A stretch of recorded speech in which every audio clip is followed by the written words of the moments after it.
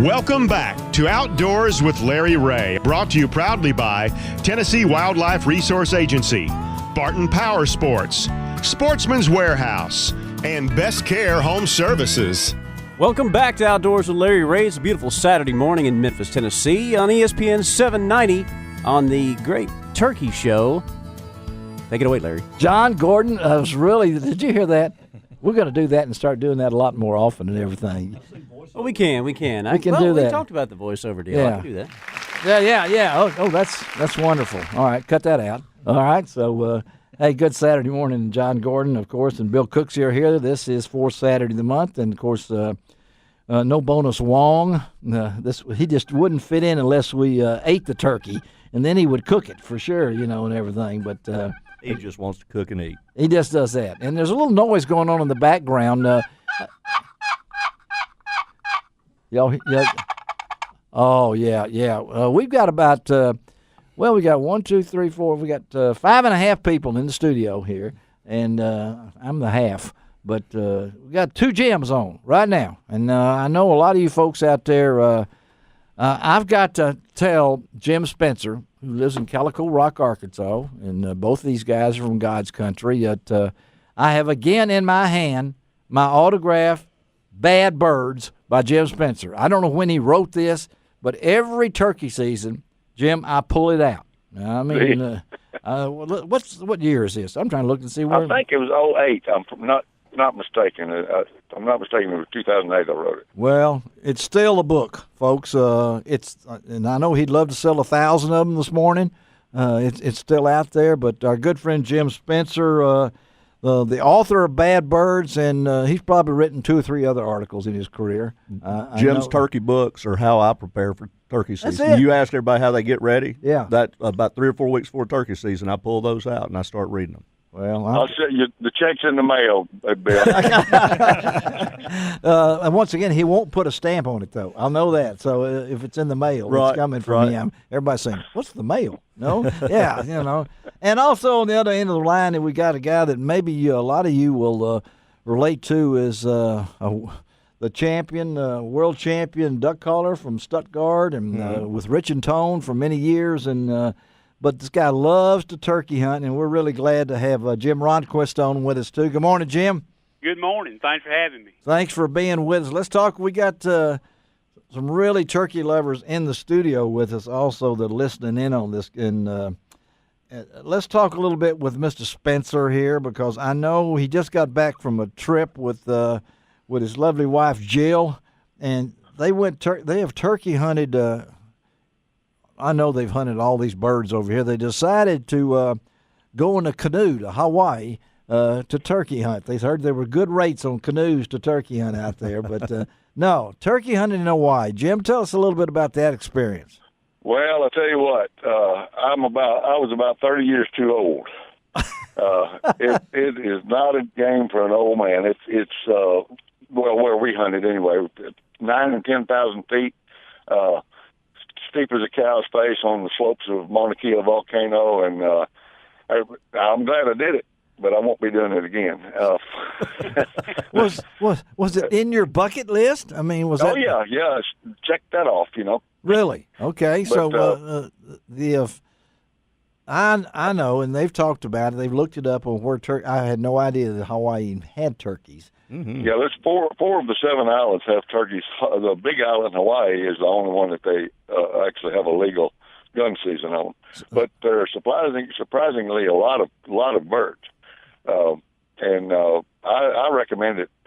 There's a lot of public land. I would really would prefer to go, if I ever go back, it'll be with a guide.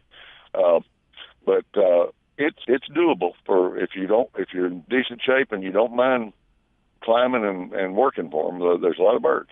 So so this is what bird is this? What species? Yeah, well, they were Rios. I think they came from Texas. Oh, that's what there's some the King Ranch. Isn't that what we talked? Okay. Isn't that what we talked about, Steve Reynolds? Isn't that what we said? Yeah. Mm-hmm. That's where they got there. Of course, Charles Petrie knew that too. Of course. Well, I've killed some of their cousins then. Well, yeah,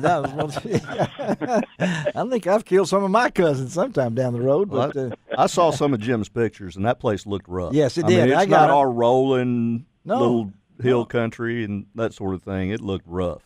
and what he just Yeah, well, now there's some of the ranches are at lower levels, where there's some air in the air, though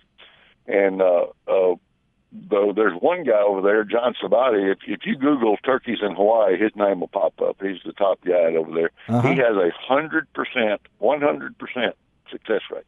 100%. Think about that. Over 20 years. Wow. That's I imagine he's pretty booked up then. I mean, is there a Yeah, season yeah, is it a short season or No, the month of March and to April 15th. I would recommend not going until about now, the third or fourth week of March. We were there the 8th to the 16th, and we were there at the absolute worst time. They were completely hemmed up. They'd gobble at you and go the other way, up to their knees and girls. They didn't. Yeah, they didn't I care. finally killed one, but it was touch and go. Well, I know when everybody thinks of Hawaii, and here y'all come in with where are you going? I'm going to Hawaii. Oh man, the beach is good over there. No, I'm not going to Hawaii. I'm going to hunt. So, talk a little bit about Jim. I know you and Jill hunt all over, and I'd like to ask you, what, in your opinion, is the toughest bird to kill? Osceola. And that's largely a matter of access. You just can't. Well, I guess you would say the Goulds, for that matter. But of the 4 U.S. subspecies, the Osceola is hardest because their range is so limited. If you want to kill a true Osceola, you go south of Orlando, and that's half of the Florida peninsula. So you're very limited, and those folks know what those birds are worth, and they charge for them. Oh, okay. So when you go to Orlando, once again, you're at the airport and you're going turkey hunting. You're not going to Disney World? No, you're going to turkey hunt down there. But and tell us, Jim Ronquist, your passion for turkey hunting, did that start late in life, or talk about that compared to your duck hunting and things? Well, fortunately, I got to grow up doing both. I think I killed my first turkey. I don't remember, 8, 9, 10, 11 years old. Oh, my like goodness. That. Yeah. And I guess nowadays I kind of say, since we don't do turkey stuff or much anymore, duck hunting has become my vocation and turkey hunting is my avocation. Yeah. Kind of borrowing off of a Tom Kelly line there a little bit. That's a lot of people borrow a lot of Tom Kelly lines. I can tell you that for a fact. I did a story in the Commercial Appeal here recently, and I think I borrowed 3 or 4 of his words in there. But you both guys are from Arkansas, and I want to ask you a little bit about the Arkansas turkey situation. I'm from over there. We keep saying, well, you got too many zones to even know where you're hunting to begin with, and different date changes and everything. Jim, explain what's going on with turkeys in Arkansas. Which Jim? Jim Spencer. Yeah, Spencer's product is around here. We don't have none in this part of the state. No. But I want Spencer to talk a little bit about the turkeys in Arkansas. Well, I don't know what to tell you. Well, I do too, but it's very unpolitic. We have a bunch of commissioners who don't know their butt from first base. Go ahead, talk. And they are wanting to. They always want to make their mark on stuff. So the only way they have to do it is to meddle with regulations. Amen. They cut out fall turkey hunting, cut our season to 16 days about 8 years ago when turkeys were down. And turkeys, they cycle. Yes, they do. They're gallinaceous birds, and all gallinaceous birds, from rough grouse to quail to turkeys, they cycle. Yeah. And they came in, made all these regulations on the low ebb, and then turkeys did what they do. They made a comeback. Well, they took credit for that. All these regulations, these tighter regulations, made this work. No jakes, short season, all that. It just infuriates me, and here we are stuck with these unnecessarily rigid regulations, and we got turkeys out the wazoo up here in the Ozarks right now. Amen. And can't hardly hunt them. Well, I wanted your honest opinion. I knew you would give that. Well, all right. I soft pedaled it a little bit. Yeah, you did. I'm really impressed. When I was too. He's kind of soft on that. But Jim Ronquist, you hear that too, and I know that Arkansas is so fortunate to be in the Mississippi Flyway and with ducks and everything like this. But I got a cousin who lives in Conway, and he says there's turkeys everywhere up there. Right out of Greenbrier on up to Damascus, all the way up 65. That there are turkeys, but we still stuck in. Well, I didn't want to get into that, but I did want to get into that. Yeah, I did too, because I think it's something that needs to be said. Let me ask you both before we let you go. Sure. A little bit, Jim Ronquist, a little bit about why you like to turkey hunt. That's a really good question. I think a lot of it is the woodsmanship, being in the woods, and then communicate with nature. I think that's part of why I like to duck hunt is to communicate with nature. I like calls and calling and trying to talk them into giving up. And same thing with turkeys and ducks there. The other thing about turkey hunting is it's kind of more one-on-one deal, or hunt with a buddy is a lot of fun, and you're moving and setting up, and everything that goes into turkey hunting is like a combination of duck hunting and deer hunting, and I love everything about it, along with especially being in the spring woods. Things coming to life. It's pretty cool, clear mornings, and green on the trees, and all the different colors in the spring. Sometimes I think spring's prettier than fall. As everything starts coming alive. Well, I agree with everything you said, and I got to tell Spencer that he's going to get the parting shot out of this, I know, and everything. So no pun intended, But is you just got back from Hawaii? It's a hard thing.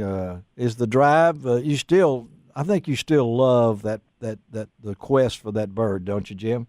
Oh yeah, sure. That's why I went. I'm not trying for a super slam or anything, which is killing the bird in 49 states, but I do like to kill birds in new places, and of course that was certainly a new place. Like I said, I've been there, I've done there, I've done that, I've got that T-shirt. So, and I caught a horrendous cold on the plane back. So I'm sitting here. Yeah, you don't sound. In the cough right now. Yeah. Well, we're. I'm glad you are where you are, not in the room with all of us here right now. That's for sure. Hey, guys, thank you, both Jims. Look forward to talking to y'all down the road. Again, tell Jill hello for us, Jim Spencer, and be sure and stay in touch, Jim. I look forward to. Can't wait till the flowers and the ducks are flying, buddy. Okay? There you go, boys. Well, I appreciate the offer. All right, we'll talk to y'all later. All right? Bye-bye. Okay. And what do we say when we get out of this, Bill?